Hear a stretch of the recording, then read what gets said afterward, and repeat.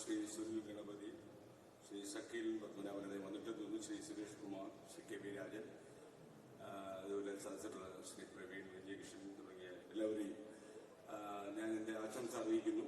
നമുക്ക് ശരിക്കും ഞാൻ ഇങ്ങോട്ട് വന്നപ്പോൾ വണ്ടിയിൽ നിന്ന് ആലോചിക്കുകയായിരുന്നു, വളരെ പ്രിയപ്പെട്ട രീതിയിൽ നിങ്ങളെയൊക്കെ സന്തോഷിപ്പിച്ച് കുറേ പരിധമൊക്കെ പറഞ്ഞ് വളിപ്പൊക്കെ അടിച്ച് തിരിച്ചു പോകണോ, അതോ ചില യാഥാർത്ഥ്യങ്ങൾ എനിക്ക് തോന്നുന്നത് നിങ്ങൾ മുന്നിൽ പറയണം. ഞാൻ രണ്ടാമത്തെ കാര്യം പ്രിഫർ ചെയ്യുകയാണ്. കാരണം നമ്മൾ ഒളിച്ചെളി നടത്തിയിട്ട് കാര്യമില്ല. നമ്മൾ ഇനിയെങ്കിലും നമ്മൾ ഒരു ആത്മവിമർശനം നടത്തുന്നില്ല എങ്കിൽ നമ്മുടെ കാര്യം വളരെ മോശമാകും എന്നുള്ളത് എനിക്ക് ഉറപ്പാണ്.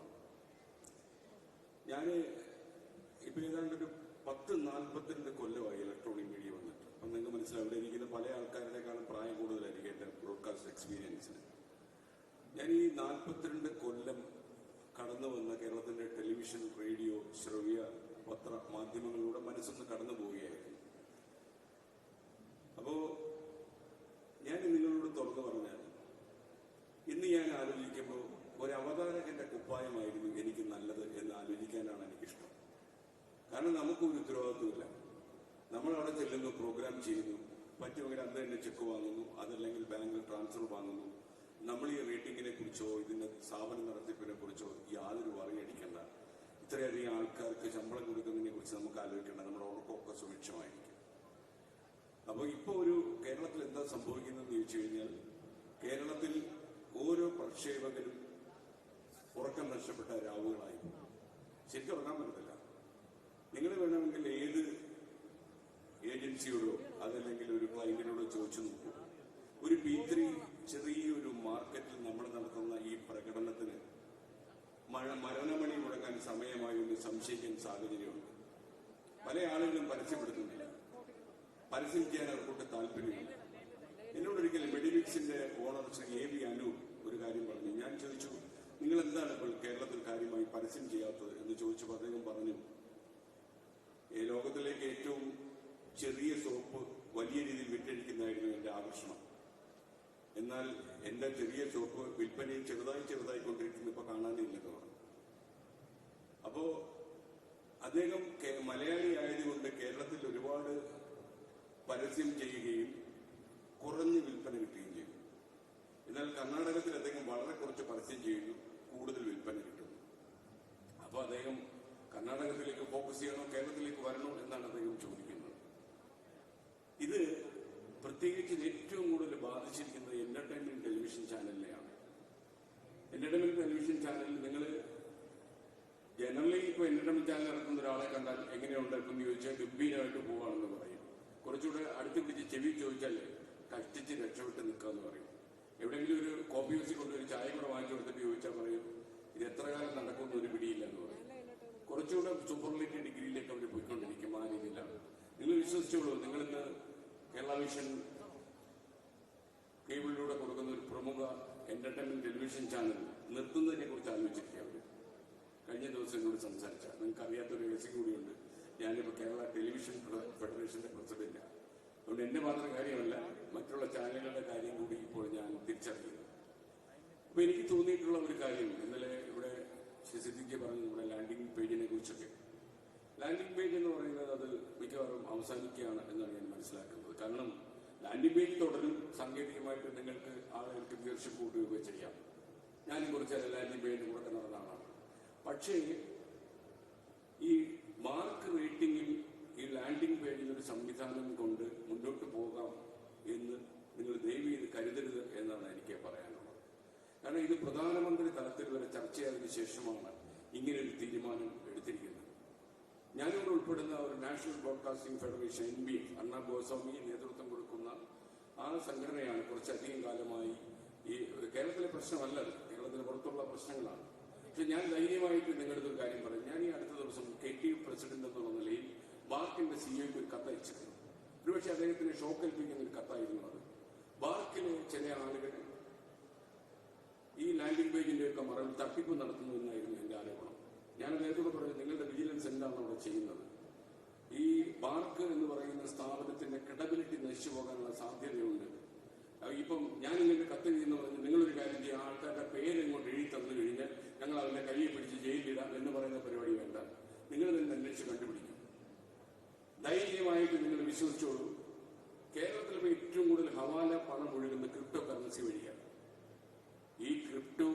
കറൻസി വഴി ബാർക്കിൽ തട്ടിപ്പ് നടന്ന ഉദ്യോഗസ്ഥന്മാർ ഇപ്പോഴുണ്ട്. ഇവരുമായി ചങ്ങാത്തം കൂടുന്ന ചില ലാൻഡിംഗ് പേജ് കക്ഷികൾ ഉണ്ട്. ഇതിന് കുടപിടിക്കുന്ന കേരളത്തിൽ പോലും ആളുകളെ കിട്ടുന്നു എന്നുള്ളത് നമുക്ക് നാണക്കേടുണ്ടാക്കുന്ന സംഭവമാണ്. ശബരിമലയിലെ സ്വർണ്ണപ്പാളി തിരുവിതാംകൂർ ദേവസ്വം ബോർഡിൽ ജീവനക്കാരായിരുന്നപ്പോൾ വൃത്തികേട് കാണിച്ചതിന്റെ ഫലം റിട്ടയർ ചെയ്ത് 10 കൊല്ലം കഴിഞ്ഞ് വീട്ടിൽ ഇരുന്നപ്പോൾ അനുഭവിച്ചുകൊണ്ടിരിക്കുകയാണ്. ശബരിമല അയ്യപ്പന്റെ സ്വർണ്ണം അടിച്ചുകൊണ്ട് പോയി കഴിഞ്ഞാൽ സമാധാനം കിട്ടത്തില്ല എന്ന് ഇപ്പോഴാണ് അവർക്ക് മനസ്സിലായത്. അതുപോലെയായിരിക്കും പല നാൾ കള്ളൻ ഒരിക്കൽ പിടിക്കപ്പെടും. ആൻ ഓപ്പൺ തീ കൊണ്ട് ബി കോട്ട് എന്ന് ഇംഗ്ലീഷ് പറയും. പിടിക്കപ്പെടും. ഞാൻ നിങ്ങളോട് വളരെ ഉത്തരവാദിത്തോടെ പറയുന്നത്, ഇതിനൊക്കെ എനിക്ക് എന്റെ തെളിവുണ്ട്. ഇല്ലെങ്കിൽ നിങ്ങൾക്കറിയാവുന്ന ബാർക്ക് പോലെ ഇത്രയും വലിയൊരു ഗവേഷണ ഏജൻസിയുടെ സിഇഒയ്ക്ക് ഞാൻ അങ്ങനെ ഒരു കത്തയച്ചു കൊടുക്കും എന്ന് നിങ്ങൾ കരുതുന്നുണ്ട്. അതൊക്കെ ഒരു മണ്ടനൊന്നുമല്ലെന്ന് പറഞ്ഞാൽ ഞാൻ കത്തയച്ചു കൊടുത്ത് ഉത്തമ ബോധ്യത്തിലാണ്. അദ്ദേഹം എന്നെ വെല്ലുവിളിക്കുകയാണെങ്കിൽ ഒരു കാര്യം കൂടി ഞാൻ തീരുമാനിച്ചിട്ടുണ്ട്. ഏതെങ്കിലും ഒന്ന് രണ്ട് അന്വേഷണ ഏജൻസികൾ ഇവരുടെയൊക്കെ പിന്നാലെ ഇപ്പൊ തന്നെ ഉണ്ട്. ഈ അന്വേഷണ ഏജൻസി ഇവരുടെ മുകളിൽ എഫ്ഐആർ ഇട്ട് കഴിഞ്ഞാൽ ഇതേ സിഇഒയ്ക്ക് ഞാൻ 2-3 പേരുകൾ അയച്ചു കൊടുക്കും. ആ പേരുകൾ വെച്ചിട്ട് അവർക്ക് പിടിക്കാം. അപ്പൊ പിന്നെ അവർ മനസ്സിലാകത്തില്ല. നിങ്ങളോട് ഒരു കാര്യം കൂടി ഞാൻ പറയാം. ഇതിലൊരു പേരുകാരൻ ശാന്തനും സൗമ്യനും സത്യസന്ധനുമാണെന്ന് പുറത്ത് ജനങ്ങൾ വിശ്വസിക്കുന്ന ഒരാളാണ്.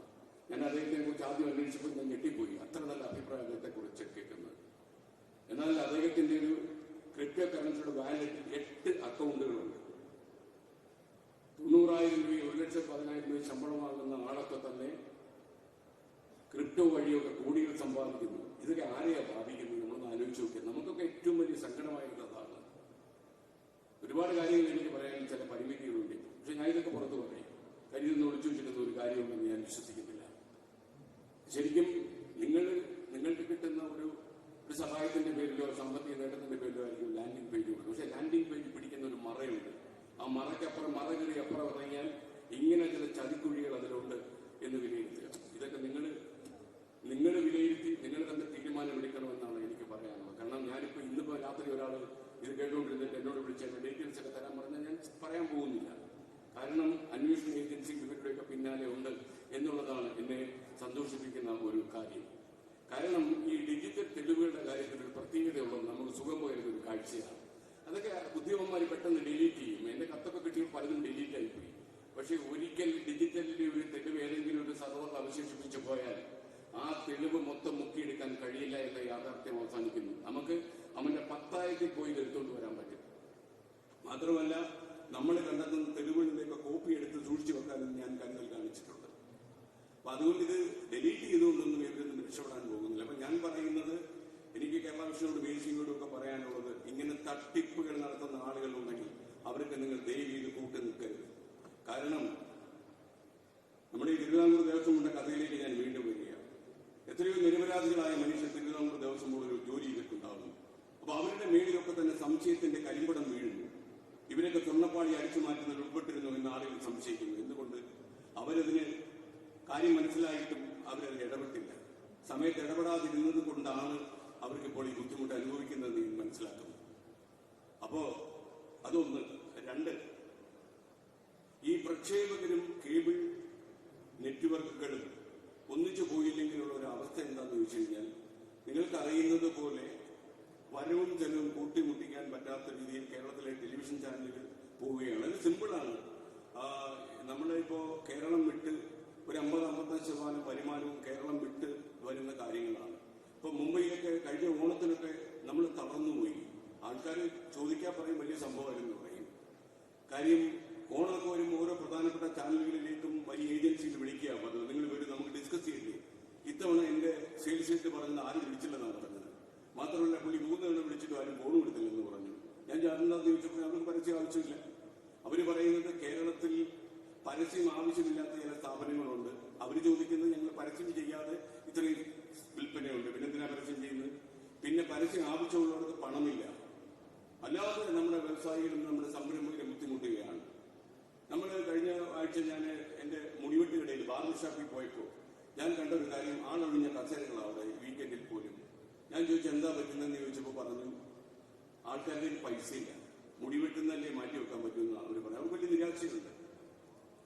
ഞാൻ നിങ്ങളെ കൊണ്ടൊരു കാര്യം ഓർമ്മിച്ചിരുന്നു. അതായത് ഒരു മാർക്കറ്റിൻ്റെ സാമ്പത്തിക സ്ഥിതി പരിശോധിക്കാൻ വിൽക്കുന്ന ജെട്ടിയുടെ എണ്ണം നോക്കിയാൽ മതി എന്ന് എന്നെ പഠിപ്പിച്ച ഒരു ജെട്ടി സ്ഥാപനത്തിൻ്റെ ജോക്കർ എന്ന് പറഞ്ഞ ജെട്ടി സ്ഥാപനത്തിൻ്റെ മാർക്കറ്റിംഗ് മേധാവിയുണ്ട്. ബാംഗ്ലൂർ എയർപോർട്ടിൽ വെച്ചാണ് അദ്ദേഹം ദിവ്യ പാഠം എന്നെ പഠിപ്പിച്ചത്. കാറൽ മാർക്സ് ഒരു കാര്യം പറഞ്ഞു, ഒരു മനുഷ്യൻ്റെ ജീവിതത്തെ മുഴുവൻ സാമ്പത്തിക കാര്യങ്ങളാണ് സ്വാധീനിക്കുന്നതെന്ന്. ഈ മനുഷ്യൻ പറയുന്നത് മാർക്കറ്റിൽ ജെട്ടിയുടെ വിൽപ്പന കുറഞ്ഞിട്ടുണ്ടെങ്കിൽ ഇന്ത്യയുടെ സാമ്പത്തിക സ്ഥിതി മോശമാണെന്ന് നിങ്ങൾക്ക് കണക്കാക്കാം. 1200 കോടിയാണ് ഞങ്ങളുടെ ആനുവൽ വിൽപ്പന. എന്നാൽ അത് 900 കോടിയിലേക്ക് കുറഞ്ഞപ്പോൾ, ജെട്ടി വിൽപ്പന കുറഞ്ഞപ്പോൾ നമ്മുടെ സാമ്പത്തിക സ്ഥിതി മോശമാവുന്നെന്നാണ് അയാൾ പറഞ്ഞത്. അതിന് കാരണം എന്താണെന്ന് ചോദിച്ചു കഴിഞ്ഞാൽ ജെട്ടിയും ബനിയനും നമുക്ക് ഇപ്പോൾ 2 ദിവസം പഴയതിട്ട് പോയാലും ഒന്നും സംഭവിക്കത്തില്ല, ആളിൽ കാണുന്നില്ലല്ലോ. അപ്പോൾ പൈസ ഇല്ലെങ്കിൽ നമ്മളത് മേനി നടിച്ച് നടക്കേണ്ട കാര്യമില്ലെന്നാണ് അയാൾ പറയുന്നത്. ഞാൻ പിന്നീട് എപ്പോഴും ദ തിയറി ഓഫ് ജെട്ടി അത് ഞാൻ ഇങ്ങനെ മനസ്സിൽ ആലോചിക്കാറുണ്ട്. അതാണ് ഇപ്പോഴും ഈ മുടിവെട്ട് കടയിൽ പോയപ്പോഴും എനിക്ക് തോന്നിയത്. അപ്പോൾ ഭയങ്കര ഞെരുക്കം വന്ന ഒരു സാഹചര്യം. നിങ്ങൾക്കറിയുന്ന പോലെ കേരളത്തിൽ ഒരു 14 ജില്ലകളിൽ ഞാനൊരു 30 ദിവസം നടന്നപ്പോൾ എനിക്കൊരു കാര്യം മനസ്സിലായി. ഞാൻ കണ്ട കേരളമേ അല്ല കേരളം. ആളുകൾക്ക് എന്തൊരു ക്ലേശമാണെന്നറിയാം, എന്തൊരു ബുദ്ധിമുട്ടാണെന്നറിയാമോ. രണ്ടറ്റവും കൂട്ടിമുട്ടിക്കാൻ ആളുകൾ ഇവിടുന്ന പാട് ചില്ലറയല്ല. നമ്മൾ പുറത്ത് കാണുന്ന പല ആളുകളും അനുഭവിക്കുന്ന ബുദ്ധിമുട്ടുകൾ ചില്ലറയല്ല എന്ന് ഞാൻ മനസ്സിലാക്കുന്നു. അപ്പോൾ ഇത്രയും ബുദ്ധിമുട്ടുള്ള ഒരു ജനസഞ്ചയത്തിൻ്റെ നടുവിലൂടെയാണ് നമ്മൾ ഈ ടെലിവിഷൻ ചാനലുകളുമായി മുന്നോട്ട് പോകുന്നത്. ഏറ്റവും സങ്കടകരമായ ഒരു സാഹചര്യം എന്താണെന്ന് ചോദിച്ചു കഴിഞ്ഞാൽ, നമ്മളിപ്പോൾ അതിദരിദ്രമായ വിമുക്തമായ സംസ്ഥാനമായി എന്നൊക്കെ നമ്മൾ പറയും. പക്ഷെ നമ്മുടെ ജനങ്ങൾക്ക് ജോലിയില്ല, ചെറുപ്പക്കാർക്ക് തൊഴിലില്ല. അപ്പോൾ ഈ ആളുകളിലേക്കാണ് നമ്മൾ വൈകുന്നേരങ്ങളിൽ നമ്മുടെ ടെലിവിഷൻ പരിപാടികളൊക്കെ കേബിൾ വഴി നമ്മൾ വിടുന്നത്.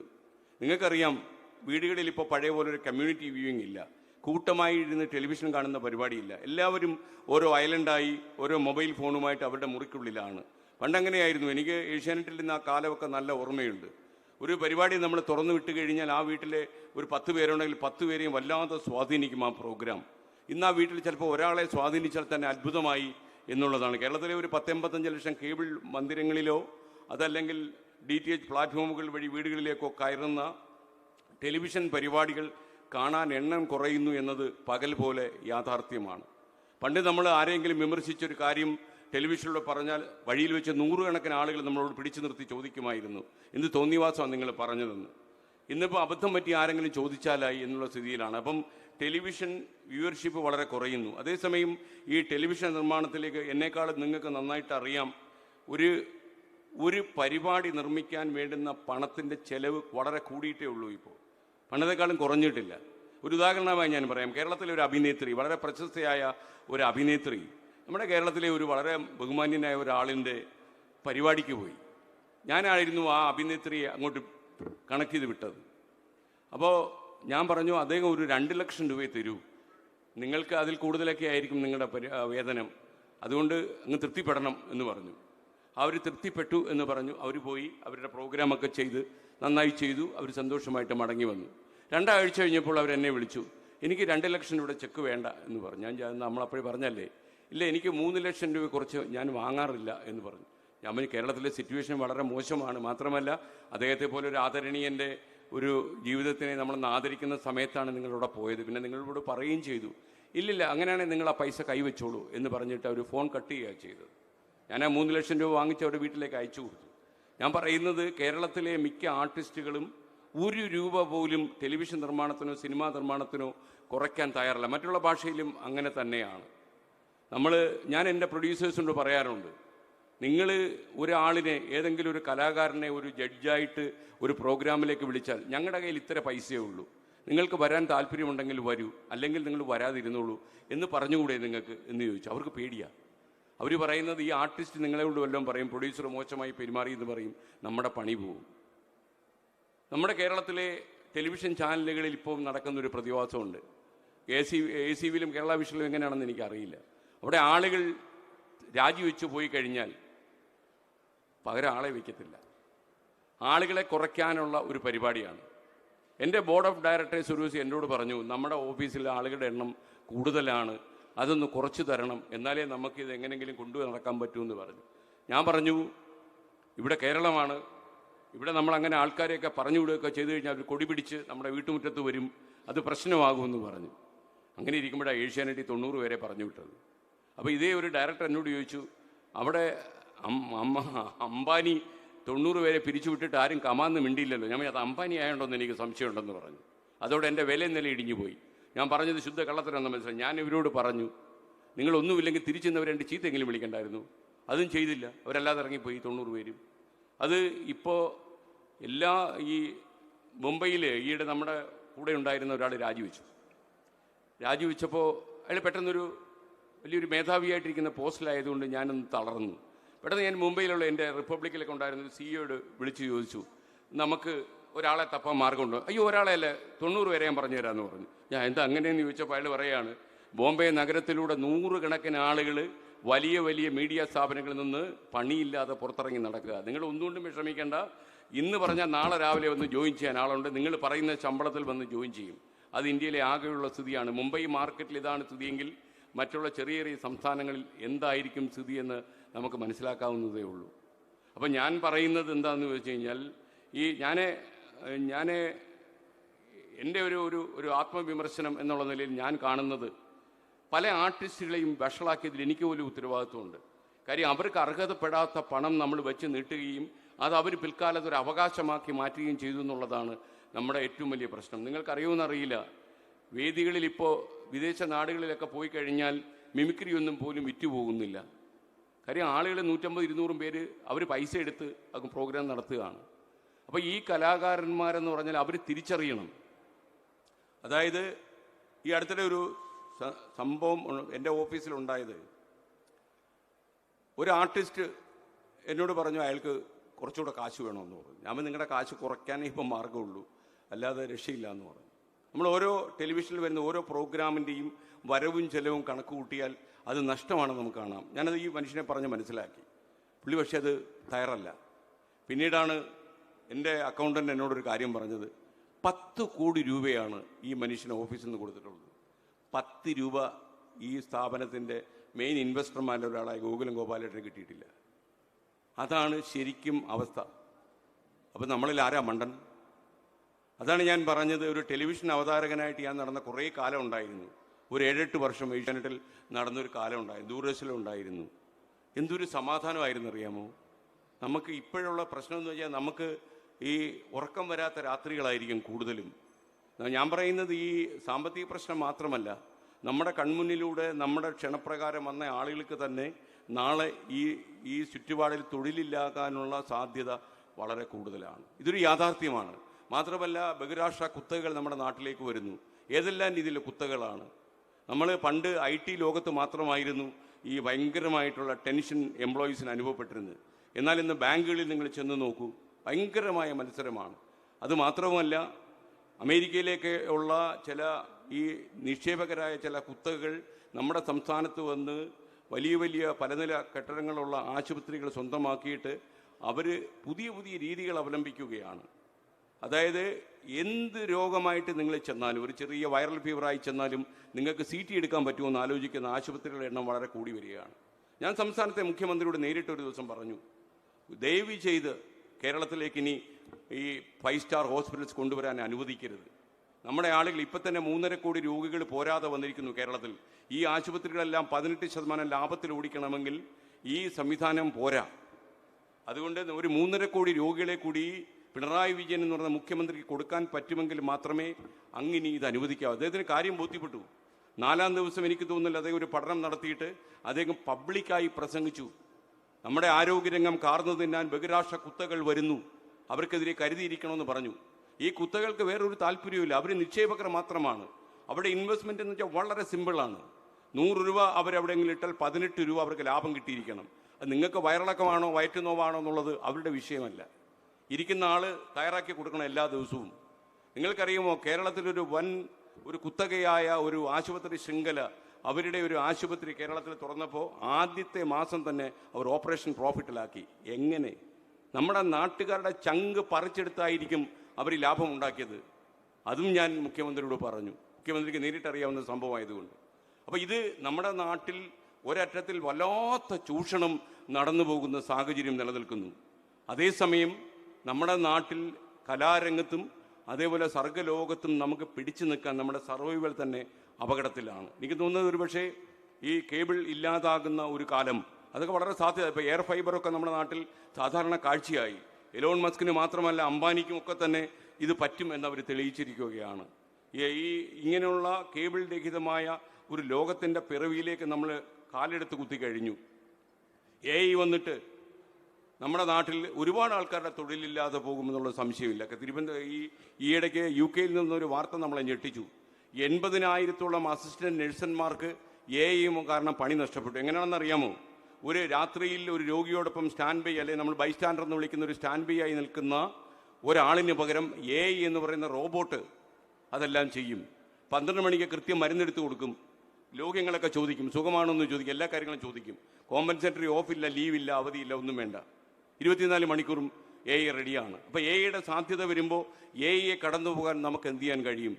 ശ്രീ സിദ്ദിഖ് ജി പറഞ്ഞതുപോലെ ഈ സോഷ്യൽ മീഡിയ നിലവിൽ വന്നപ്പോൾ ഉണ്ടായിരിക്കുന്ന ഏറ്റവും വലിയ അപകടം ഈ ചാനലുകൾക്ക് എന്താണെന്ന് ചോദിച്ചാൽ, ഇപ്പോൾ കല്യാൺ സിൽക്സിലേക്ക് ഒരാൾ കടന്നു ചെന്നിട്ട് ഇയാൾ പറയുന്നു, ഞാനൊരു ഇൻഫ്ലുവൻസറാണ്, എനിക്ക് 53K ഉണ്ട്. ഒരു ടെലിവിഷൻ ചാനൽ ഒരു കേബിൾ വഴി 10,000-കണക്കിന് ലക്ഷക്കണക്കിന് ആൾക്കാരെ എത്തുമെന്നുള്ള ലോജിക്ക് അവിടെ വർക്ക് ചെയ്യത്തില്ല. 53,000 ആൾക്കാരെ ഡയറക്റ്റായിട്ട് പേര് വിവരങ്ങളുമായിട്ട് ഈ ഇൻഫ്ലുവൻസർ അവരുടെ മുന്നിൽ ചെല്ലുമ്പോൾ അവർ കുറച്ചുകൂടെ വിശ്വാസ്യതയാണ്. ആ വിശ്വാസ്യത കൊണ്ട് പരസ്യം അവർ കൊണ്ടുപോകുന്നു. പരസ്യ മാർക്കറ്റിലേക്ക് ഇറങ്ങുന്ന ആളുകൾ, ഞാൻ പേടിച്ചാണ് ഇപ്പോൾ നമ്മുടെ ഈ മാർക്കറ്റിങ്ങിലൊക്കെ വർക്ക് ചെയ്യുന്ന സുഹൃത്തുക്കളോട് സംസാരിക്കുന്നത്. കാരണം ഈ ടെൻഷൻ താങ്ങാതെയോ അല്ല തീവണ്ടിക്ക് മുന്നിൽ ചാടി ചത്തുകളയുമെന്ന് പോലും എനിക്ക് പേടി തോന്നിയിട്ടുണ്ട്. കാരണം ഇവൻ ഈ ഏജൻസികളുടെ മുന്നിലൊക്കെ പോയി മണിക്കൂറുകളോ നിന്നാലും അവർ കരുണ കാണിക്കാൻ അവർക്ക് പറ്റുന്ന സാഹചര്യമല്ല. ഞാനതുകൊണ്ട് തന്നെ നിങ്ങളോട് തുറന്നു പറഞ്ഞു കഴിഞ്ഞാൽ, ഈ നമ്മുടെ ചാനലിന് പബ്ലിസിറ്റി ഉണ്ട്. ഇപ്പം ഞാൻ പ്രവർത്തിക്കുന്ന ചാനൽ ആൾക്കാർക്ക് അറിയാം. ഏഷ്യാനെറ്റിൽ ഞാൻ ജോലി ചെയ്യുന്ന സമയത്ത് ഈ വേതനം കൂട്ടിക്കിട്ടാൻ വേണ്ടി ചില കലാകാരന്മാർ എൻ്റെ അടുത്തോട്ട് വരും. അപ്പം ഞാൻ അവരോട് പറയും, Asianet is the heaven for all anchors. അവതാരകരുടെ സ്വർഗമാണ് ഏഷ്യാനെറ്റ് എന്ന് പറയുന്നത്. ഒരു തവണ നിങ്ങൾ ഒരു സ്ക്രീനിൽ പ്രത്യക്ഷപ്പെട്ട് കഴിഞ്ഞാൽ നിങ്ങൾ ഏറ്റവും വലിയ വിഖ്യാതനും പ്രശസ്തനുമായി മാറുന്ന അത്ഭുതകരമായൊരു സംഭവം ഈ പുളിയറക്കോണത്തിനുണ്ട്. അത് നിങ്ങൾ പരമാവധി ഉപയോഗിക്കുക. എന്നിട്ട് പുറത്തു പോയി പൈസ ഉണ്ടാക്കിക്കൊള്ളുക. അതായത് പബ്ലിസിറ്റി അകത്തും പരസ്യം പുറത്തും, കാശ് പുറത്തുണ്ടാക്കിക്കോണം എന്ന് പറയുന്ന ഒരു തിയറിയിൽ നമ്മൾ ജോലി ചെയ്യേണ്ട സമയമായിരിക്കുന്നു. എനിക്ക് വളരെ ഉറപ്പിച്ച് പറയാനുള്ളത്, ഈ നാട്ടിൽ ഒരുപക്ഷെ അടുത്ത കൊല്ലം ഇതിൽ കൂടുതൽ അപകടകരമായിരിക്കും നമ്മുടെ ടെലിവിഷൻ രംഗം നേരിടാൻ പോകുന്നത്. പരസ്യ വരുമാനം കിട്ടിയില്ലെങ്കിൽ കൂടുതലും ഫ്രീ ചാനലായി വർക്ക് ചെയ്യുന്ന കേരളത്തിൽ ഇതൊന്നും പറ്റില്ല. നമുക്കൊരിക്കലും, നമ്മൾ പ്രത്യേകിച്ച് എറണാകുളം പോലെയുള്ള നഗരങ്ങളിലൊക്കെ തന്നെ പണം കൊടുത്ത് കാര്യങ്ങൾ ചെയ്യാൻ നമുക്ക് ഭയങ്കര ബുദ്ധിമുട്ടാണ്.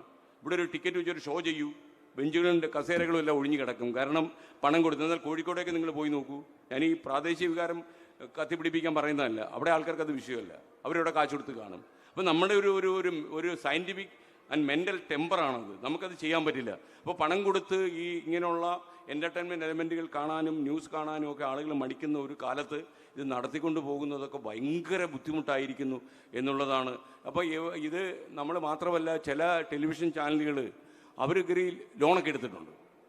ലോണൊക്കെ എടുത്ത് EMI ഒക്കെ അടച്ചു പോകുമല്ലോ, 50 കോടി എടുത്താലും കുഴപ്പമില്ല. EMI അടിക്കാൻ വല്ലാതെ പാടുപെടുന്നുണ്ട്. അപ്പോൾ ഞാൻ ഇതുവരെ കേരള വിഷനോട് ഒരു അഭ്യർത്ഥന നടത്തിയിട്ടില്ല, വ്യക്തിപരമായിട്ട് എന്തെങ്കിലും പറയുമെന്നല്ലാതെ.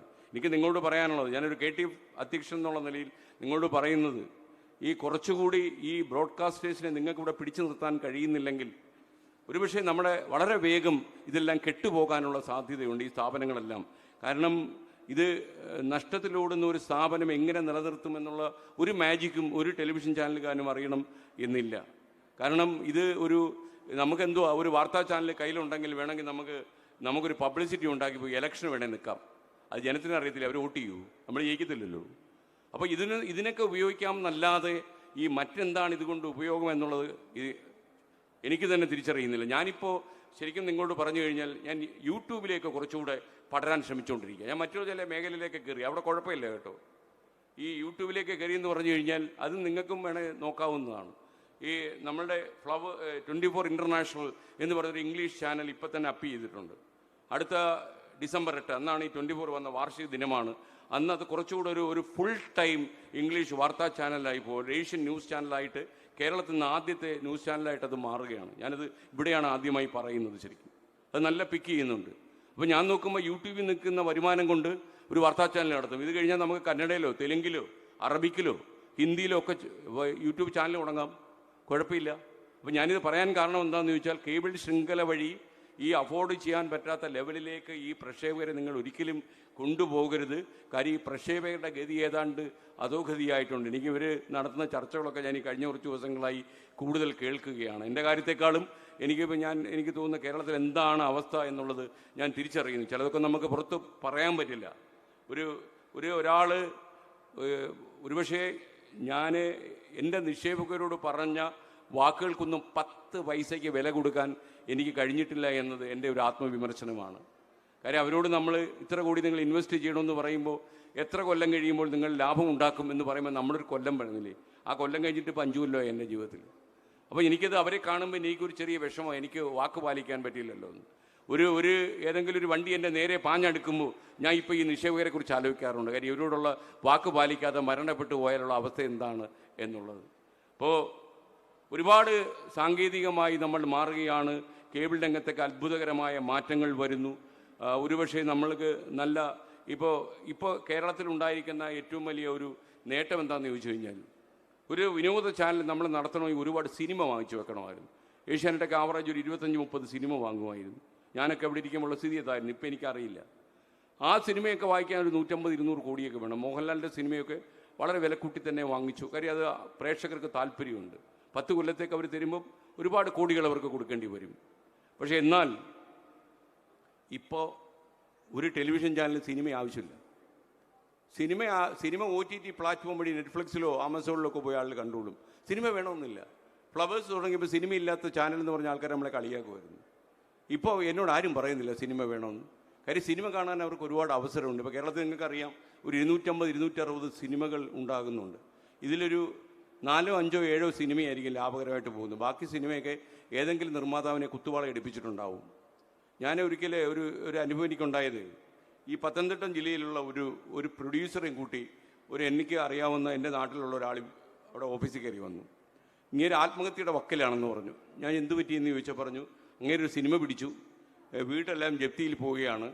അപ്പോൾ ഞാൻ പറഞ്ഞു എനിക്കെന്ത് ചെയ്യാൻ പറ്റുമോ അതിനകത്ത്. ഞാൻ സിനിമ ഇട്ട് നോക്കിയപ്പോൾ ഒരു ആവറേജ് താഴെയുള്ളൊരു സിനിമയാണ്.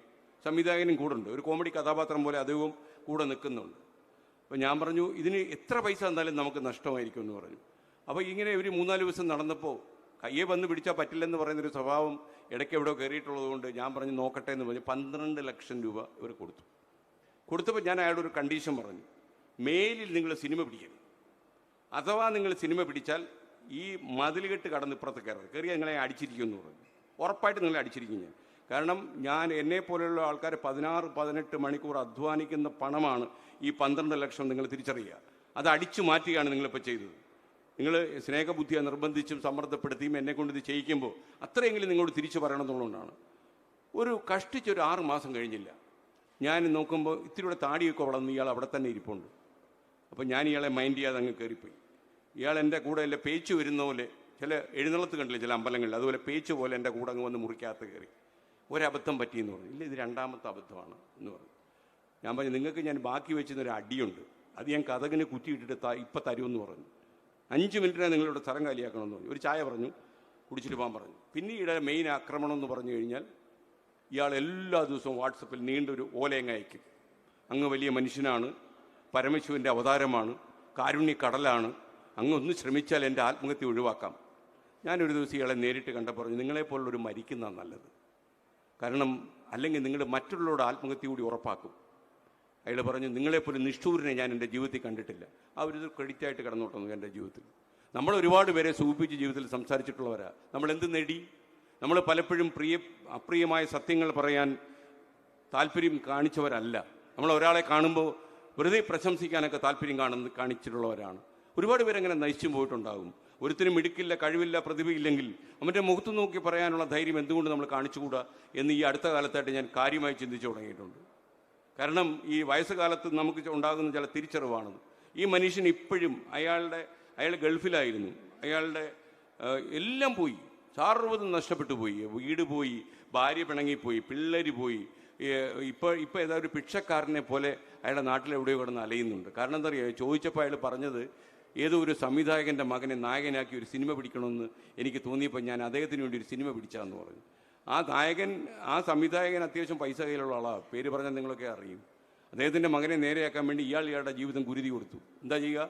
ഒരു മനുഷ്യൻ ജീവിതത്തിൻ്റെ കണക്ക് പുസ്തകത്തിൽ ഒന്നും കൂട്ടി എഴുതാൻ അറിയാത്ത, ഒരു അരിത്തമെറ്റിക് തീരെ അറിയാത്ത ഒരു മനുഷ്യനായിട്ട് അയാൾ ചരിത്രത്തിൻ്റെ കൊട്ടയിൽ വീഴും. അത് സംഭവിക്കും. അപ്പോൾ ഇതുപോലെയുള്ള ഒരുപാട് അപകടം പിടിച്ച സാഹചര്യം നമുക്കിത് ടെലിവിഷൻ ചാനലിലൊക്കെ നിന്ന് പറയാൻ കഴിയില്ല. പക്ഷേ ചിലതൊക്കെ ഞാൻ പറയുന്നുമുണ്ട്. ഇപ്പോൾ ഈ ബഹിരാഷ്ട്ര കുത്തകൾ നമ്മുടെ ആരോഗ്യരംഗം കാർന്നു തിന്നുന്ന കാര്യം 2-3 തവണ ഞാൻ ടെലിവിഷനിൽ നേരിട്ട് പറയുകയുണ്ടായി. കാര്യം അത് നമ്മുടെ ആളുകളുടെ ഒരു പ്രശ്നമാണ്, നമ്മുടെ ആരോഗ്യത്തിൻ്റെ പ്രശ്നം. ഞാൻ തന്നെ ഇപ്പോൾ ഒരു അസുഖം വന്നാൽ ഒരു ആശുപത്രിയിൽ പോകാൻ എനിക്ക് ശരിക്കും പേടിയാണ്. നിങ്ങളെപ്പോഴും വിശ്വസിച്ചോളൂ, നമ്മുടെ മെഡിക്കൽ കോളേജുകളിലും നമ്മുടെ ജനറൽ ആശുപത്രികളിലുള്ള വിദഗ്ധരായ ഡോക്ടേഴ്സ് തന്നെയാണ് ഉത്തമം. അത് തന്നെയാണ് ഉത്തമം. നമ്മൾ അവരുടെ ഒപ്പീനിയൻ. നിങ്ങളോട് ആരെങ്കിലും ഒരാൾ സർജറി ചെയ്യണമെന്ന് പറഞ്ഞാൽ ഈ സർക്കാർ ഡോക്ടർമാരെ കണ്ട് ഒരു ഉപദേശം തേടിയിട്ടേ നിങ്ങളത് ചെയ്യാവൂ. കാര്യം സർജറി എന്ന് പറയുന്നൊരു ചൂഷണത്തിൻ്റെ ഉപാധിയാണ് ഇപ്പോൾ കേരളത്തിലെന്ന തിരിച്ചറിവ് എന്നെപ്പോലുള്ള ഒരുപാട് ആളുകൾക്കുണ്ട്. അപ്പോൾ നമ്മുടെ പ്രക്ഷേപണ രംഗത്തേക്ക് മടങ്ങി വന്നു കഴിഞ്ഞാൽ ഈ പ്രക്ഷേപണ രംഗം, ടെലിവിഷൻ സംപ്രേഷണ രംഗം വളരെ വളരെ മോശമായി തുടങ്ങിയ ഒരു കാലമാണ്. എനിക്കറിയാം നിങ്ങൾ അഭിപ്രായ വ്യത്യാസമുള്ളവരൊക്കെ ഉണ്ടാകും. ഞാൻ പറയുന്നത് ഈ നമ്മളിതിൻ്റെയൊക്കെ ചെലവ് കുറയ്ക്കുകയല്ലാതെ പരസ്യങ്ങൾ കൂട്ടി വരാൻ ഒരു സാധ്യതയും ഞാനിപ്പോൾ കാണുന്നില്ല. നമ്മുടെ പല സാധ്യത, വ്യക്തിപരമായി ഞാൻ പോലും ഇപ്പോൾ പരസ്യ മാർക്കറ്റിൽ ഇറങ്ങാറുണ്ട്. നിങ്ങൾ തുറന്നു പറഞ്ഞു, ഞാൻ ജീവിതത്തിൽ ഒരാളോട് പരസ്യം ചോദിച്ചിട്ടില്ലാത്ത ഒരാളാണ്. ഞാനിപ്പോൾ പല ആൾക്കാരെയും വിളിക്കാറുണ്ട്. ഞാൻ എൻ്റെ ലാംഗ്വേജിൽ പറയുന്നത് മാത്രമേ ഉള്ളൂ, നിങ്ങളെക്കുറിച്ച് പരസ്യം കൊടുത്തൂടെ എന്നൊക്കെ ചോദിക്കുന്നുണ്ട്. അപ്പോൾ ഇത് ഇങ്ങനെ വേണ്ടി വരുന്നൊരു സാഹചര്യം എന്തുകൊണ്ടുണ്ടാകുന്നു? ഈ ഒരു 10-38 കൊല്ലക്കാലം 40 കൊല്ലക്കാലം മലയാള ടെലിവിഷൻ ആകാശത്തുണ്ടാകാത്ത ഒരു സാഹചര്യം ഇന്നുണ്ടാകുന്നുണ്ടെങ്കിൽ നമ്മൾ ഇതിനെയൊക്കെ എങ്ങനെ നേരിടണം എന്ന് ഒന്നിച്ചിരുന്ന് ചർച്ച ചെയ്യേണ്ട കാലമായി എന്ന് എനിക്ക് തോന്നുന്നു. കാരണം ഇത് നമ്മൾ ഒറ്റയ്ക്കോ അല്ലെങ്കിൽ ഏതെങ്കിലും 3 ചാനലുകാർ കൂടി ഇന്ന് ചർച്ച ചെയ്താൽ മാത്രം തീരുന്ന പ്രശ്നമല്ല. കാര്യം ഇത് നിയതമായൊരു പ്രശ്നമാണ്. അതായത് ഒരു സ്ഥാപനം ചെലവാക്കുന്ന പണം പരസ്യ മാർക്കറ്റിലൂടെ തിരിച്ചു വരാനുള്ള സാഹചര്യം ഇന്നില്ല എന്നുള്ളതാണ്. അപ്പോൾ നമുക്ക് ഏഷ്യാനെറ്റിനെ ഒന്ന് മാറ്റി നിർത്തിയാൽ മറ്റുള്ളവരുടെ എല്ലാവരുടെയും അനുഭവം ഇത് തന്നെയാണ് എന്നാണ് ഞാൻ മനസ്സിലാക്കുന്നത്. അത് നമുക്ക് കേരളത്തിലേക്ക് ആളുകൾ വലിയ കുത്തകൾ വന്നിറങ്ങി നമ്മുടെ ആശുപത്രി വിലയ്ക്ക് വാങ്ങുന്ന പോലെ ഈ ചാനലുകൾ വാങ്ങിക്കൊണ്ട് പോകുമെന്നുള്ള മണ്ടത്തരത്തിലൊന്നും നമുക്ക് ജീവിക്കാൻ കഴിയില്ല. ഇപ്പോൾ ഒരുപാട് ആൾക്കാർ IPO പോകുന്നുണ്ട്. IPO ഒക്കെ വലിയ ഉത്തരവാദിത്തമാണെന്നുള്ള തിരിച്ചറിവ് എത്ര പേർക്കുണ്ടെന്ന് എനിക്ക് അറിയില്ല. നമ്മൾ വല്ലവൻ്റെയും കാശിൻ്റെ പുറത്ത് ഓപ്പറേറ്റ് ചെയ്യുമ്പോൾ അവൻ പറയുന്ന ചോദ്യങ്ങൾക്കെല്ലാം നമ്മൾ ഉത്തരം പറയേണ്ടി വരും. അതിൽ ചില ഉത്തരങ്ങളൊക്കെ വളരെ ബുദ്ധിമുട്ടാവുകയും ചെയ്യുമെന്നുള്ളത് യാഥാർത്ഥ്യമാണ്. ഇപ്പോൾ IPOയുടെയൊക്കെ ഒരു സീസണായിട്ടാണ് ആൾക്കാർ പറയുന്നത്. എന്നാൽ ഈ അടുത്തിടെ ആഗോളതലത്തിൽ IPOയ്ക്ക് പോയ ഒരു മനുഷ്യൻ എന്നോട് പറഞ്ഞത്, പെട്ടെന്ന് ഷെയർ മാർക്കറ്റിൽ വിലയിടിയുമ്പോൾ അദ്ദേഹത്തിൻ്റെ ഷെയർ വാല്യൂ താഴേക്ക് പോകുമ്പം അദ്ദേഹത്തിന് വരുന്ന ഫോൺ കോളുകളുടെ എണ്ണം അദ്ദേഹത്തെ അമ്പരപ്പിക്കുന്നു എന്നാണ് പറഞ്ഞത്.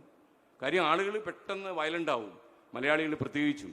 അപ്പോൾ അവർ ശരിക്കും പ്രതികരിക്കുന്ന അല്പം അത്രയും ശീലമില്ലാത്ത വാക്കുകളൊക്കെ പറഞ്ഞ് പ്രതികരിച്ചു എന്ന് വരും. അപ്പോൾ എനിക്ക് തോന്നുന്നത് ഒരുപക്ഷെ ഈ ഞാനിപ്പം ഒരിക്കലും പറയില്ല അടുത്ത 5 കൊല്ലം കൊണ്ട് കേരളത്തിലെ ചാനലുകളെല്ലാം പോകും, അല്ലെങ്കിൽ ഇവിടെ എൻ്റർടൈൻമെൻറ്റ് കാണുക, അങ്ങനെയൊന്നും ഞാനൊരിക്കലും പറയില്ല. ഞാൻ ഏഷ്യാനെറ്റിൽ ജോലി ചെയ്യുന്ന കാലം ഒരു 2000-ൻ്റെ തുടക്കത്തിലാണ്. 2003 മുതൽ 2010 വരെയും ഞാൻ ഏഷ്യാനെറ്റിലുണ്ടായിരുന്നു. 7 കൊല്ലം ഒരു സ്റ്റാഫായിട്ടുണ്ടായിരുന്നു. അന്ന് പലരോടും എന്നോട് പറയാറുണ്ടായിരുന്നു 5 കൊല്ലം കൂടെ ഉള്ളൂ ഏഷ്യാനെറ്റൊക്കെ പൂട്ടി പോകുമെന്ന് പറയുന്നത്. ഇപ്പോഴും ഏഷ്യാനെറ്റ് പോകുന്നില്ല. അപ്പോൾ അതൊന്നും സംഭവിക്കുമെന്നല്ല ഞാൻ പറയുന്നത്. നമ്മളിലെ ചേനത്തണ്ടം കടിച്ചോലെ നമ്മൾ പൊട്ടിയും പഴുത്തുമൊക്കെ അങ്ങനെ കടന്നു പോകും. പക്ഷെ അങ്ങനെ കടന്നതുകൊണ്ട് എത്ര ആളുകൾക്ക് പിടിച്ചു നിൽക്കാൻ പറ്റും? ഞാൻ നിങ്ങളോട് വളരെ ഫ്രാങ്കായിട്ട് പറഞ്ഞാൽ, ഈ എൻ്റെ അക്കാഡമിയിൽ, ഫ്ലവേഴ്സിൻ്റെ ഒരു അക്കാഡമി ഉണ്ട്, ആ അക്കാഡമിയിൽ ജേർണലിസം കോഴ്സ് നിർത്തിവെച്ചിരിക്കുക. കാരണം സിമ്പിളാണ്, ഈ ജേർണലിസം കോഴ്സ് പാസ്സാകുന്ന കുട്ടികൾക്ക് ജോലി കിട്ടുന്നില്ല എന്ന കാര്യം എനിക്ക് നന്നേ ബോധ്യപ്പെട്ടു. നമ്മുടെ ആൻമരിയൊക്കെ ഇവിടെ ഇരിപ്പുണ്ട്, റിപ്പോർട്ടർ. ആൻമരിയൊക്കെ ഈ അക്കാഡമിയിൽ പഠിച്ച കുട്ടിയാണ്. കുറച്ച് പേർക്ക് നമ്മുടെ അവിടെ തന്നെ ജോലി കൊടുത്തിരിക്കുക. അപ്പോൾ ഇതുപോലുള്ള എത്രയോ അക്കാഡമികൾ കേരളത്തിലുണ്ട്. ഇവരൊക്കെ എത്ര പേർക്ക് ജോലി കൊടുക്കാൻ പറ്റുന്നുണ്ട്? നമ്മുടെ വാർത്താ ചാനലിൽ എത്ര ആളുകളെ ആവശ്യമുണ്ട്? അതുകൊണ്ട് തന്നെ ഒരു പെൺകുട്ടി നമ്മുടെ വാർത്താ മുറിയിലിരുന്ന് ചിലപ്പോൾ ചില ഇമോഷണൽ ഇഷ്യൂസൊക്കെ ഉണ്ടാകും. ആ കുട്ടി പെട്ടെന്ന് പറഞ്ഞു ഞാൻ രാജിവെക്കുകയാണെന്ന് പറഞ്ഞു. ഞാൻ പറഞ്ഞു, ഒരു കോപം കൊണ്ട് കിണറ്റി ചാടിയ 2 കോപം കൊണ്ട് കരയ്ക്ക് കയറാൻ പറ്റത്തില്ല എന്ന് കുട്ടിക്ക് അറിയാമോ എന്ന് ചോദിച്ചു. ആ കുട്ടിയുടെ പ്രായം കുറവുകൊണ്ട് ആ കുട്ടി പറഞ്ഞു, ഇല്ല, എനിക്ക് രാജിവെക്കാനാണ് എൻ്റെ മനസ്സെന്നോട് പറയുന്നത്. ഞാൻ പറഞ്ഞു, പട്ടിണി കിടക്കുമ്പോഴും മനസ്സ് സംസാരിക്കും, എനിക്ക് എന്തെങ്കിലും ഉള്ളിലോട്ട് തരാൻ. അപ്പോൾ എന്തോ ചെയ്യുമെന്ന് ചോദിച്ചു. അതൊക്കെ സാറിൻ്റെ ഒരു പേടിയാണ്, എനിക്കങ്ങനെ പേടിയൊന്നുമില്ലെന്ന് പറഞ്ഞു. ഞാൻ വിചാരിച്ചു ഈ കിളവൻ ഇങ്ങനെ തോന്നുന്നതായിരിക്കും എന്ന് കരുതി. കഴിഞ്ഞ 1.5 ആഴ്ചയായി ഈ കുട്ടിയുടെ മെസ്സേജുകളുണ്ട് എൻ്റെ വാട്സപ്പ് നിറയുക. എനിക്കൊരു അബദ്ധം പിണഞ്ഞു. അപ്പോൾ ഈ അബദ്ധം പറ്റുന്ന ആളുകളുടെ എല്ലാം അബദ്ധം മാറ്റാനുള്ള കുപ്പായം എടുത്തണിയാൻ നമുക്ക് വളരെ ദുരിതമായ പർവ്വത്തിലൂടെ കടന്നു പോകുമ്പോൾ തോന്നത്തില്ല. ക്ലേശകരമായ സാഹചര്യം നമുക്ക് മുന്നിലുള്ളപ്പോൾ ഇവർ കാണിക്കുന്ന വിഡിത്തങ്ങൾക്കൊക്കെ പിഴമൂളാൻ നമുക്ക് കഴിഞ്ഞൊന്നും വരില്ല. ഞാനതിനൊന്നും റെസ്പോണ്ട് ചെയ്യാനേ പോയില്ല. കാര്യം എൻ്റെ വാട്സപ്പിൽ 7000 ആളുകളുടെ നമ്പറുണ്ട്. പല ആളുകളും ന്യായമായ കാര്യങ്ങൾ എഴുതുന്നതിനോട് പ്രതികരിക്കും. ഇതൊക്കെ അന്യായമാണെന്ന് ഞാൻ വിശ്വസിക്കുന്നു. ഇപ്പോൾ മുംബൈ മാത്രമല്ല, ഞാൻ NBF എന്ന അർണാബ് ഗോസ്വാമി പ്രസിഡൻ്റായ ഒരു സംഘടനയിലെ ഒരു ഡയറക്ടറാണ് ഞാൻ. നമ്മൾ കൂടുമ്പോഴെല്ലാം പറയാറുണ്ട്, ഇന്ത്യയുടെ മിക്ക സംസ്ഥാനങ്ങളിലും മീഡിയ കമ്പനികളിൽ ജോലി കിട്ടാനുള്ള അവസരം ഇല്ലാതായിരിക്കുന്നു മറ്റ് കമ്പനികളുടെ പോലെ. AI കടന്നു വന്നിട്ടൊന്നുമല്ല. ഇതാണ് സാഹചര്യം. വളരെ ബുദ്ധിമുട്ടിക്കുന്ന, വീർപ്പുമുട്ടുണ്ടാക്കുന്ന സാഹചര്യമാണ് ഇവിടെ നിലനിൽക്കുന്നത്. എനിക്കൊന്ന് കേരളത്തിലെ ഏറ്റവും വിഖ്യാതമായ ഒരു കേബിൾ കമ്പനിയാണ് കേരള വിഷൻ എന്ന് പറയുന്നത്. ഇന്ത്യയിൽ തന്നെ 10ാമത്തെ സ്ഥാനമൊക്കെ കേരള വിഷനുണ്ട്. അതുകൊണ്ട് തന്നെ നമ്മളൊരേ കോയിൻ്റെ 2 വശമാണ് എന്നതുകൊണ്ടും നമ്മൾ ഒന്നിച്ച് മുന്നോട്ട് പോകേണ്ട സമയമായി. ഞാൻ പറയുന്നത് ഏതെങ്കിലും ഒരു പൊതുവായ സ്ഥാപനം, ഒരു പബ്ലിക്കായിട്ടുള്ള സ്ഥാപനം വരുമാനം ഉണ്ടാക്കാൻ കഴിയുന്നെങ്കിൽ ഒന്നിച്ച് തുടങ്ങാൻ ഈ പ്രക്ഷേപകർക്കും കേബിൾ ഓപ്പറേറ്റേഴ്സിനും കഴിയണമെന്ന് ഞാൻ പറയും. നമുക്കൊരുപാട് പോരടിക്കാൻ കാരണങ്ങളുണ്ടാകും. എന്നാൽ അടിസ്ഥാനപരമായി നമ്മുടെ ജീവിതവും അസ്തിത്വവും തന്നെ അപകടത്തിലാക്കുന്ന സാഹചര്യങ്ങൾ നമ്മുടെ കേരളത്തിലേക്ക് വന്നു കഴിഞ്ഞു. മാത്രമല്ല, ബഹിരാഷ്ട്ര കുത്തകൾ വന്നിറങ്ങുന്നു. അവരുയർത്തുന്ന പ്രശ്നങ്ങൾ വേറെയാണ്. അപ്പോൾ അവരുടെ ചലഞ്ചസിനോട് നമുക്ക് പൊരുത്തപ്പെടാൻ കഴിയില്ല. അപ്പോൾ അങ്ങനെയൊക്കെയുള്ളൊരു ഒരുപാട് സാഹചര്യം നിലനിൽക്കുന്നു. പക്ഷേ എനിക്കിപ്പോഴും വ്യക്തമല്ല ഒരു കേബിൾ കമ്പനിയും ഒരു പ്രക്ഷേപകനും തമ്മിൽ എങ്ങനെയാണ് ഒന്നിച്ചു പോകാൻ കഴിയുക. പക്ഷേ ചിലപ്പം നമ്മൾ സംസാരിച്ചിരുന്നാൽ ഒരുപാട് മേഖലകളിൽ ചിലപ്പം നമുക്ക് സാഹചര്യം ഉണ്ടാകും. അപ്പോൾ അതോടൊപ്പം തന്നെ കള്ള നാണയങ്ങളെ നിങ്ങൾ പ്രോത്സാഹിപ്പിക്കരുത് എന്നുകൂടി എനിക്ക് റിക്വസ്റ്റ് ഉണ്ട്. കാരണം ഞാൻ ഈ അടുത്തിടെ എനിക്ക് പരിചയമുള്ള ഒരു സ്നേഹിതനോട്, എൻ്റെ കൂടെയൊക്കെ ജോലി ചെയ്ത ഒരാളാണ്, ഒരു സംശയം ഇയാളോട് ചോദിക്കണം എന്ന് കരുതി. അപ്പോഴാണ് എൻ്റെ അന്വേഷണത്തിൽ എനിക്കൊരു കാര്യം മനസ്സിലായത്, ഈ കള്ളത്തരത്തിൻ്റെ തലപ്പത്ത് ഈ മനുഷ്യനുണ്ട്. ഞാൻ അമ്പരന്ന് പോയി, ശരിക്കും ഷോക്ക്ഡായി പോയി. അയാളോടാണ് ഞാൻ ഒരു ഉപദേശം തേടി പോകാൻ തീരുമാനിച്ചത്. അപ്പോൾ ഇങ്ങനെയുള്ള കള്ള നാണയങ്ങൾ, കാരണം ഈ ഡിജിറ്റൽ യുഗത്തിൽ ഒരു കാര്യം ഉറപ്പാണ്, നമ്മൾ ഇന്ന് കാണുന്നതിനൊക്കെ ഇന്ന് നമ്മൾ കാണിക്കുന്നതിനൊക്കെ അപകടം പിടിച്ചതാണെങ്കിൽ നാളെ നമ്മൾ പിഴമൂളേണ്ടി വരും. അത് മാത്രമല്ല, ഞാനൊരിക്കലും ഒരാളോട് ചോദിച്ചു, അയാൾ ഇൻകം ടാക്സ് അടയ്ക്കുന്നതിൽ വളരെ പിന്നോക്കമാണ്. അയാൾ പൊതുവെ ഇൻകം ടാക്സിൽ താല്പര്യമില്ലാത്ത ഒരാളാണ്. ഇതൊരു ഗവൺമെൻറ് മണിയാണ് എന്ന് അയാൾ വിശ്വസിക്കുന്നില്ല. അയാളോട് ഞാൻ പറഞ്ഞു, നിങ്ങളിപ്പോൾ സമാധാനത്തോടെ നടക്കുന്നു, എന്നാൽ നാളെ ഒരു 10-60,000 രൂപ ശമ്പളമുള്ള ഒരു ഇൻ്റലിജൻസ് ഓഫീസിൻ്റെ മുന്നിൽ പോയി നിന്നാൽ നിങ്ങൾ മൂത്രം ഒഴിക്കും. അയാൾ ചോദിക്കുന്ന വൃത്തികെട്ട ചോദ്യത്തിനൊക്കെ നിങ്ങൾ ഉത്തരം പറയേണ്ടി വരും. ഇന്ത്യയിലെ ഇൻകം ടാക്സ് റൂളുകളും ഡിജിറ്റൽ നിയമങ്ങളും എല്ലാം തന്നെ വളരെ കടുകട്ടിയാണ്. ഞാൻ സ്നേഹബുദ്ധിയെ ചിലരോട് പറയാറുണ്ട്, നിങ്ങൾ കമ്പനിയുടെ ഡയറക്ടർമാരായി സ്ത്രീകളെ വയ്ക്കരുതെന്ന്. താങ്ങാൻ പറ്റത്തില്ല. കാരണം നിങ്ങളൊന്ന് വായിച്ചു നോക്കിക്കോളൂ, ഓരോ നിയമത്തിൻ്റെ അവസാനം പറഞ്ഞിരിക്കുന്നത് 7 കൊല്ലം വരെ തടവ്, അതിൻ്റെ കൂടെ 50,000 രൂപയും കെട്ടിവെക്കണം. അതാ ഏറ്റവും വലുതെന്നാണ് പറയുന്നത്, 50,000 കെട്ടിവെക്കുന്നത്. അതായത് ചെറിയ കുറ്റങ്ങൾക്ക് പോലും വലിയ തടവ് വിധിക്കുന്ന ഒരുപാട് നിയമങ്ങൾ, ഞാൻ ഫെമയൊന്നുമല്ല ഉദ്ദേശിക്കുന്നത്, സാധാരണ നിയമങ്ങൾ ഉണ്ട്. സ്ത്രീകൾക്ക് പോലും താങ്ങാൻ പറ്റാത്ത നിയമങ്ങളുമുണ്ട്. അപ്പോൾ നമ്മൾ ഇങ്ങനെയുള്ള നിയമങ്ങൾ അതിശക്തമായി ഡിജിറ്റൽ ലോകത്ത് എന്തും വെളിപ്പെടാനുള്ള വഴി വളരെ സാധ്യതയാണ്. അറിയുമോ അറിയില്ല എനിക്ക്. കേരളത്തിലെ ഇപ്പോൾ കൊച്ചിയിൽ നിന്ന് മാത്രം ക്രിപ്റ്റോ വഴി 600 കോടിയുടെ കള്ളപ്പണമാണ് ഗൾഫ് നാടുകളിലേക്ക് ഒഴുകുന്നത്. നമ്മൾ ഈ ക്രിപ്റ്റോ കറൻസി ഒന്ന് പഠിക്കാൻ ശ്രമിച്ചു ഞാൻ ഈയിടെ. വളരെ കോംപ്ലിക്കേറ്റഡ് ആണ് ക്രിപ്റ്റോ കറൻസി. അതിൻ്റെ വാലറ്റിനെ കുറിച്ചൊക്കെ പഠിക്കാനൊക്കെ ഇത്തിരി പാടാണ്. പക്ഷേ അതിലേക്ക് കടന്നാൽ ഈ ലോകത്ത് നടക്കുന്ന, കേരളം പോലെ ഒരു സംസ്ഥാനത്ത് എന്ന് വെച്ചാൽ ഇത്രയും ഒരു ജനാധിപത്യ മര്യാദയുള്ള ഒരു നല്ല സുന്ദരമായ ഈ പ്രദേശത്തുനിന്ന് ഇത്രയും കോടി രൂപ ക്രിപ്റ്റോ വഴി കടത്തിക്കൊണ്ടുപോകുന്ന ആളുകളുടെ എണ്ണം കൊച്ചിയിൽ തന്നെ കൂടി വരുന്നു എന്നുള്ളത് ഒരു ടെലിവിഷൻ വാർത്താമുറിയിൽ നിന്ന് പിറവിയെടുക്കുന്ന ഒരു സാധനമല്ല, അതൊരു യാഥാർത്ഥ്യമാണ്. അപ്പോൾ ഇങ്ങനെയുള്ളൊരു സാഹചര്യത്തിൽ ഒരു കാരണവശാലും ഈ കള്ളനാണയങ്ങളെ ഇങ്ങനെയുള്ള ഒരു കാരണവശാലും നിങ്ങൾ പ്രോത്സാഹിപ്പിക്കരുത്. ഇന്നല്ലെങ്കിൽ നാളെ നിങ്ങളെ കുറ്റം വിധിക്കും എന്നാളിൽ പറയില്ലേ, അതുപോലെ വിധിക്കും. ആ വിധിക്കപ്പെടുന്നതിന് ഒരിക്കലും സാക്ഷിയാകരുത്. കാരണം നമ്മൾക്ക് ജീവിതത്തിൽ എന്താ വേണ്ടത്? ജീവിതത്തിൽ സമാധാനം വേണം. നമുക്ക് കിടന്നാലുടനെ ഉറക്കം വരണം. നമ്മുടെ കുട്ടികളും നമ്മുടെ ഭാര്യയൊക്കെ ആയിട്ട് സന്തോഷമായിട്ട് നമുക്ക് ശിഷ്ട ജീവിതം ജീവിച്ച് തീർക്കണം. അവിടെ നമുക്ക് നിയമത്തിൻ്റെ കീറാമുട്ടികൾ വന്ന് നമ്മളെ വരിഞ്ഞു മുറുക്കരുത്. അതിനുള്ളൊരു സാഹചര്യം നമ്മൾ ഉണ്ടാക്കിയരുത്. ഒരു പ്രായം കഴിയുമ്പോൾ നമുക്കതൊന്നും താങ്ങാൻ പോലും കഴിയില്ല. ഒരുപാട് അഭിഭാഷകരൊക്കെ നമുക്ക് സംരക്ഷണത്തിന് വരും. പക്ഷേ ആത്യന്തികമായി പ്രതിക്കൂട്ടിൽ നമ്മൾ കയറി നിൽക്കുമ്പോൾ നമുക്ക് മാത്രമാണ് മനസാക്ഷിയുടെ കോടതിയിൽ നമുക്ക് ശിക്ഷ വിധിക്കപ്പെടുക എന്ന കാര്യം നമ്മൾ തിരിച്ചറിയണം എന്നാണ് ഞാൻ മനസ്സിലാക്കുന്നത്. അപ്പോൾ ഈ പ്രക്ഷേപണ കാലം കുറച്ചുകൂടെ നമ്മൾ ആഴത്തിൽ പഠിക്കേണ്ട സമയമായി എന്നും അതുമാത്രമല്ല പ്രക്ഷേപണ ലോകം പുതിയ പുതിയ ശാസ്ത്ര സാധ്യതകളിലൂടെ മുന്നോട്ട് കുതിക്കുമ്പോൾ അതിനിടയിൽ പെട്ടുപോകുന്ന മനുഷ്യർ ചതഞ്ഞരയുന്നു എന്ന യാഥാർത്ഥ്യം തിരിച്ചറിഞ്ഞുകൊണ്ടും നമുക്കൊരു പുതിയ ഒരു ബ്രോഡ്കാസ്റ്റ് സംസ്കാരം കേരളത്തിൽ ഉണ്ടാക്കാൻ കഴിയുമോ? ഞാനിപ്പോൾ ഇത്രയും പ്രായമായിട്ടും ഞാൻ പറയുന്നത് ഒരു പുതിയ പ്രക്ഷേപണ സംസ്കാരം അതിൻ്റെ വിന്യാസത്തിലും അതിൻ്റെ വിതരണത്തിലുമൊക്കെ നമുക്ക് കൊണ്ടുവരാൻ കഴിയുമെങ്കിൽ കുറേ കാലം കൂടി ഈ സ്ഥാപനത്തെ നമുക്ക് പിടിച്ചുകൊണ്ട് പോകാൻ കഴിയും. കാര്യം എത്രയോ ആയിരക്കണക്കിന് ആളുകളുടെ അന്നമാണ് ഈ സ്ഥാപനങ്ങൾ എന്ന് ഞാൻ തിരിച്ചറിയുന്നു. അതോടൊപ്പം ഈ സ്ഥാപനം അപ്പോൾ ഈ കേരള വിഷൻ തന്നെ 1000 കോടിയിലേക്കോ കടന്നപ്പോൾ ഞാൻ നിങ്ങളെക്കാളും സന്തോഷിച്ച ആളാണ്. കാര്യം കേരളം പോലെ ഒരു സംസ്ഥാനത്ത് ഇത്രയധികം വെല്ലുവിളികൾക്ക് നടുവിൽ നിന്നൊരു സ്ഥാപനം 1000 കോടി ക്ലബിലേക്ക് കടന്നു എന്ന് പറയുമ്പോൾ അതൊരു സാധാരണ നേട്ടമായിട്ടല്ല ഞാൻ കാണുന്നത്. അപ്പോൾ അത് അത്രയും വലിയ നേട്ടങ്ങൾ ഇപ്പം ഷാജിയോട് സംസാരിക്കുമ്പോൾ അതേ 4000 കോടി കടന്നു എന്നൊക്കെ പറയുമ്പോൾ നമുക്കത് അത്ഭുതമാണ്. 4000 കോടിയുടെ വിറ്റുവര ഉള്ളൊരു സ്ഥാപനം അദ്ദേഹത്തിന് കേരളത്തെ പോലൊരു സംസ്ഥാനത്ത് ഉണ്ടാക്കാൻ കഴിഞ്ഞു എന്ന് പറഞ്ഞാൽ അതൊരു വലിയ കാര്യമാണ്. നമ്മൾ ആ മനുഷ്യനെ ആദരിച്ചു പോകും നമ്മൾ എന്ന് പറയുന്ന പോലെ നമുക്കിത് കേരള വിഷനൊരു അത്ഭുതമാണ്. അതോടൊപ്പം മനുഷ്യൻ്റെ കണ്ണീരും നമുക്ക് തിരിച്ചറിയാൻ കഴിയട്ടെ എന്ന് ആത്മാർത്ഥമായിട്ട് ആശംസിച്ചുകൊണ്ട് ഞാൻ എൻ്റെ വാക്കുകൾ ചുരുക്കുന്നു. നിങ്ങൾ എന്തെങ്കിലും കാര്യത്തിൽ ഇനി നമുക്ക് എല്ലാ വർഷവും ഞാനിവിടെ ഉണ്ടല്ലോ, അടുത്ത വർഷവും ഈ കേബിൾ ഇതിന് സിദ്ദിഖ് ജി എന്നെ വിളിക്കും. അതുകൊണ്ട് ഇന്ന് പറഞ്ഞതിന് എന്തെങ്കിലും സംശയം വന്നാൽ നിങ്ങൾ അടുത്ത കൊല്ലം ചോദിച്ചാലും മതി.